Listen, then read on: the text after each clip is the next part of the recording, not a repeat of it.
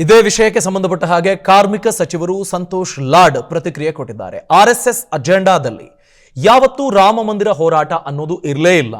ಆದರೆ 30 ವರ್ಷಗಳ ಹಿಂದೆ 92ರ ಆ ಸನ್ನಿವೇಶ, ಬಾಬರಿ ಮಸೀದಿ ಗಲಾಟೆ ಆದ ಬಳಿಕ, ಧ್ವಂಸ ಆದ ಬಳಿಕ ಈ ವಿಷಯ ಚರ್ಚೆಗೆ ಬಂದಿದೆ. ಇದೆಲ್ಲರಿಗೂ ಗೊತ್ತು ಅಂತ ಧಾರವಾಡದಲ್ಲಿ ಸಂತೋಷ್ ಲಾಡ್ ಪ್ರತಿಕ್ರಿಯೆ ಕೊಟ್ಟಿದ್ದಾರೆ. ಲೋಕಸಭಾ ಚುನಾವಣೆಗಾಗಿ ರಾಮ ಮಂದಿರ ಚರ್ಚೆ ಆಗ್ತಾ ಇದೆ.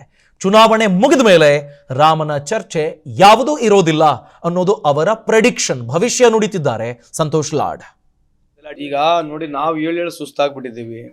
ಈಗ ಇದೆಲ್ಲ ಈಗ ತಾರೆ ಪಾಪ ಸ್ನೇಹಿತರು ಬಂದು ನಮಗೆ ಆಹ್ವಾನ ಮಾಡುವುದ್ರು ಬರ್ರಿ ಅಂತೇಳಿ. ಇಷ್ಟು ವರ್ಷ ಇರಲಿಲ್ಲ. ಆಮೇಲೆ ಇನ್ನೊಂದು, ನೀವು ಇತಿಹಾಸ ತೆಗೆದು ನೋಡಿದ್ರೆ RSS ನೋಡಿದ್ರೆ ಅಜೆಂಡಾ ಯಾವಾಗಲೂ ರಾಮ ಮಂದಿರ ಇರಲಿಲ್ಲ. RSS ಪ್ರಾರಂಭ ಆಗಿದ್ದೆ ಯಾವಾಗ? 100 ವರ್ಷ ಮೇಲಾಯ್ತು. ಆ ರಾಮ ಮಂದಿರ ಇಸಿರು ಆ ಪೊಲಿಟಿಕಲೈಸ್ ಆಯ್ತು ಲಾಸ್ಟ್ 30 years ಹಿಂದೆ ಬರೋದ್ ಮುಂಚೆ. ಮೊದಲಿಂದ ವಿಶ್ವ ಹಿಂದೂ ಪರಿಷತ್ ಆಗಿರಲಿ, RSS ಆಗಿರೋದು ಅಜೆಂಡಾನೇ ಇರಲಿಲ್ಲ ಅದು. ಸೊ ಇದು ಲಾಸ್ಟ್ 30 ವರ್ಷ ಹಿಂದಗಡೆ ಏನು ಈ ಬಾಬರಿ ಮಸ್ಜಿದ್ ಗಲಾಟೆ ಆಯ್ತು, ಅಲ್ಲಿಂದ ರಾಮ ಮಂದಿರ ಪ್ರಾರಂಭ ಆಗಿರ್ತಕ್ಕಂಥ ಎಲ್ಲರಿಗೂ ಗೊತ್ತಾಯ್ತು. ಇದು ಚುನಾವಣೆ ಬಂದಾಗ ರಾಮ ಮಂದಿರ ಬರ್ತದೆ, ಅದಾದ್ಮೇಲೆ ಮತ್ತೆ ರಾಮ ಮಂದಿರ ಕ್ಲೋಸ್ ಆಗುತ್ತೆ. ಇವತ್ತೇನು ನಮ್ಮ ಸ್ನೇಹಿತರು ಬಂದು ನಮಗೆ ಇವತ್ತು ಆಹ್ವಾನ ಮಾಡಿದ್ದಾರೆ, ಇವರು ಮರ್ತು ಬಿಡ್ತಾರೆ, ಇವರು ಹೋಗೋದಿಲ್ಲ. ಇದು ಒಂದು ಚುನಾವಣೆ ಗಿಮ್ಮಿಕ್ಕಿಗೆ ಏನು ಅಧಿಕಾರ. ಅನುಕ್ಷಣದ ಸುದ್ದಿಗಳಿಗಾಗಿ ವಿಸ್ತಾರ ನ್ಯೂಸ್ ಯೂಟ್ಯೂಬ್ ಚಾನೆಲ್ ಸಬ್ಸ್ಕ್ರೈಬ್ ಮಾಡಿ.